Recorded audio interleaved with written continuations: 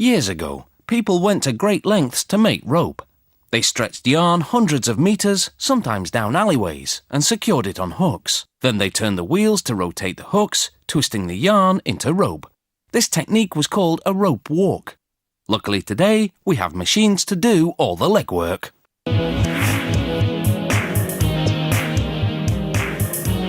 These ropes are made from thousands of nylon fibers that are finer than human hair, but stronger.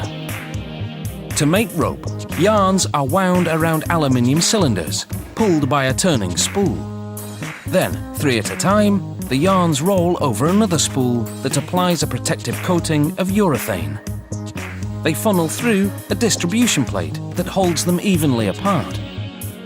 This ensures they're at an even tension as a rocking spool twists them into one larger yarn. This machine is called the whirlwind.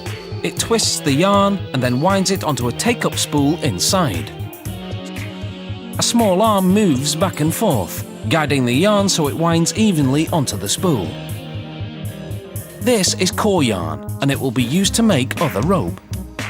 Now, dozens of spools of nylon fiber unwind at the same time to make jackets to protect the core yarns. The fibers travel several meters over a network of rollers that act as guides and control tension on each individual fiber.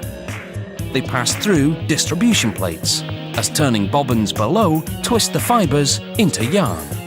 A platform moves up and down to evenly wind the yarn onto the bobbin.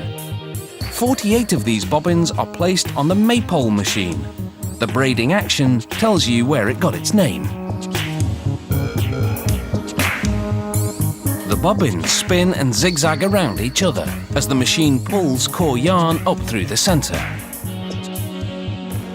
Here, you can see the rope being braided around the core yarn as it's pulled up through a die. This is the braiding action in slow motion.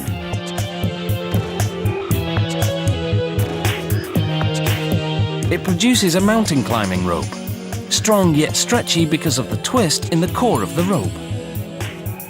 The rope winds onto the wheel as it pulls it upwards. Then it spills into a basket. A sample rope is pulled out and its flexibility and strength are checked. Now, another maypole braider weaves a synthetic rope that's stronger than steel, yet lightweight and flexible. That's because the strands at the core are braided with a material called ultra-high molecular weight polyethylene. It's a high-performance thermoplastic. This rope will be used for yachting. A pulley draws this high-tech rope through some metal pipes filled with steam. This shrinks the polyester jacket around the powerful core for a tight fit. These dancing bobbins perform some fancy moves to produce different weaves around core ropes. They dip around and between each other in a choreographed sequence. If a yarn breaks, the machine simply shuts down. It takes 9 hours to make around 900 meters of this large utility rope.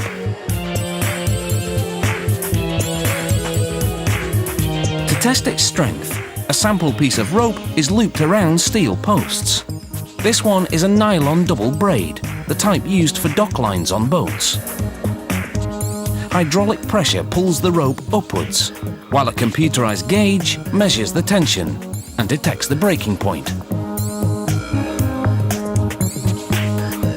Over 9,000 kilograms. That's the weight of a killer whale. Needless to say, this twine is just fine. In another test, a steel probe known as a FID is inserted into some industrial rope, and the pointed end is placed into a hole. An electric motor forces the FID through, while a gauge measures the force it takes for it to completely penetrate the rope.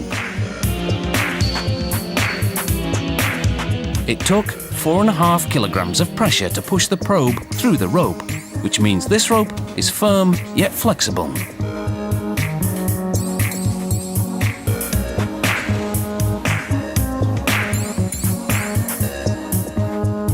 So now, you really know the ropes about rope.